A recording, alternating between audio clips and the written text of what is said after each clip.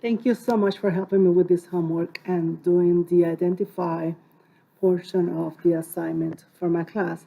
Now, last time we talked, which you shared with me some concerns that you have about some students that are being distracted in class.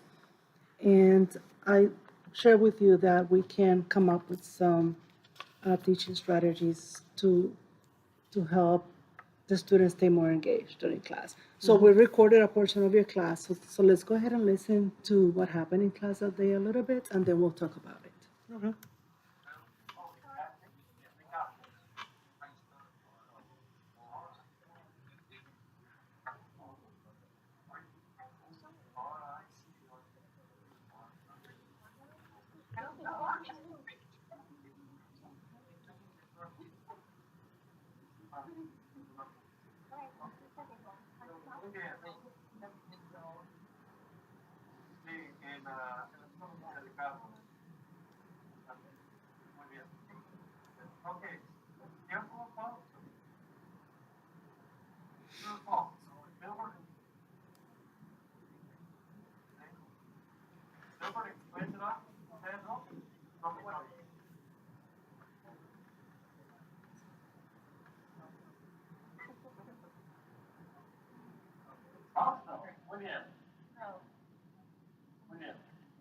All right. You draw on the field. Make sure you add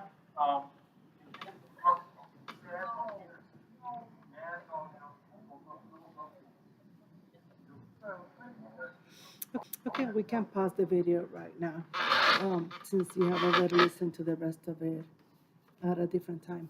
Now, tell me, on a scale of 1 to 10, based on the class that I recorded, 10 being, 1, I'm sorry, 1 being the worst lesson you've ever taught, and 10 being the best, how would you rate that specific lesson? 6 or 7, because I think it's different. Where you were saying you could still see they were doing the work; they were just chatting a lot. So I'm glad they were working and glad they were participating in that way. But the talking is distracting to others, even if they're not distracted, or even if their distraction isn't affecting their work, it could affect others if they're talking about that. It's also just rude.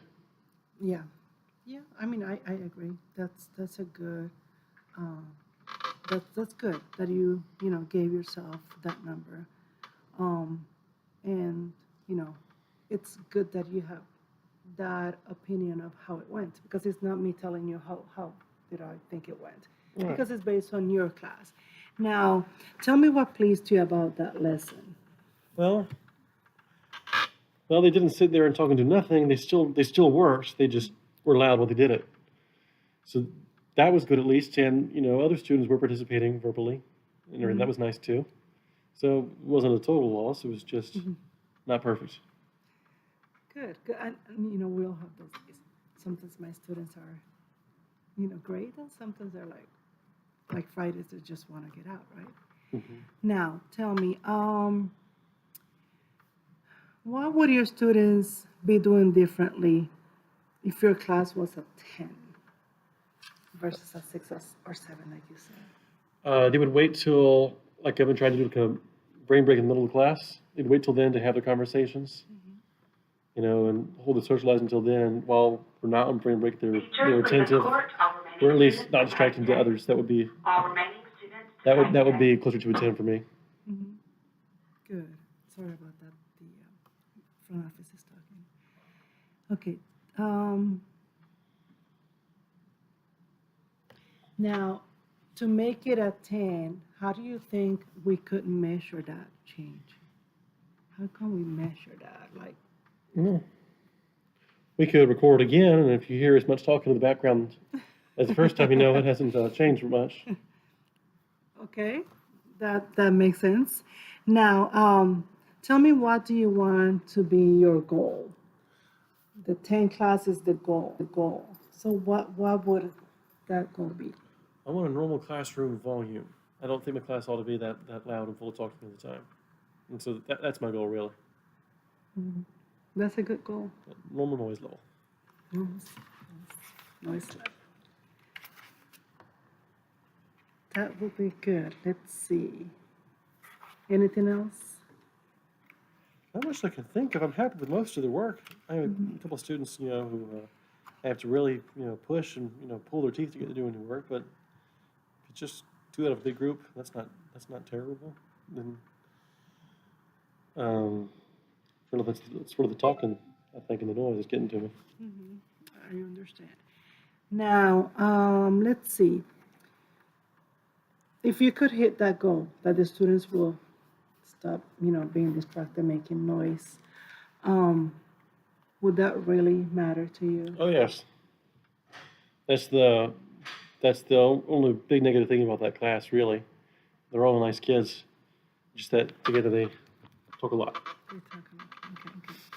Now, what teacher strategy can you use to hit your goal? And in this one, I want you to think about technology-based strategy that you can use in your classroom, that it will help you or them stay focused in your lesson and not get distracted and sidetracked. What technology you think you can use that it will be like, oh, maybe we can try this one? And I could send a message with Guardian to all their laptops and lock their screens and say, "Please be quiet so I can continue." That would be pretty annoying to them to have their computers locked up. So we grab their attention pretty quickly and say, "I need your attention right now." Because ask them to be a little quieter doesn't seem to be getting their attention or getting their compliance either. So maybe if I paired that with locking all the computers simultaneously with Guardian, that might be something. Controlling what they're on the computer so they can't go look up things they want to talk about while we're in the middle of the lesson. I can do that. Now, I'm still getting familiar with the Go Guardian. Do you want to tell me a little bit more about it? How does that work? Oh yeah, you can see all the screens at once, and if you hit the chat box in the top left corner, and it selects all their screens simultaneously, there's a lock button, and you can hit the lock screen button, and you can put a message on there. It'll say whatever you want, and so you could lock them all at once and say, "I need everyone to be a little quieter right now." And usually having your computer suddenly locked up is kind of jarring, and so hopefully we'll get their attention. Hopefully. Yes, that's the goal, right? Yeah. To get their attention so they don't get distracted in class. So what do you think? What do you think the next steps or the next action would be?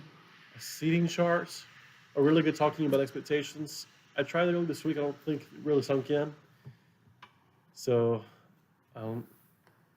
maybe I should change my expectations are worded. Maybe I should make them say, I don't know. Yeah, definitely first thing Monday, new seating chart. We haven't changed seating in several months. Maybe I should have changed it more frequently. Okay. Definitely as soon as they get too loud, locking the computers up with Go Guardian and see if it gets their attention whenever we get our volume level too loud. Maybe a reward for the class if they can get through 2 consecutive blocks without making too much noise.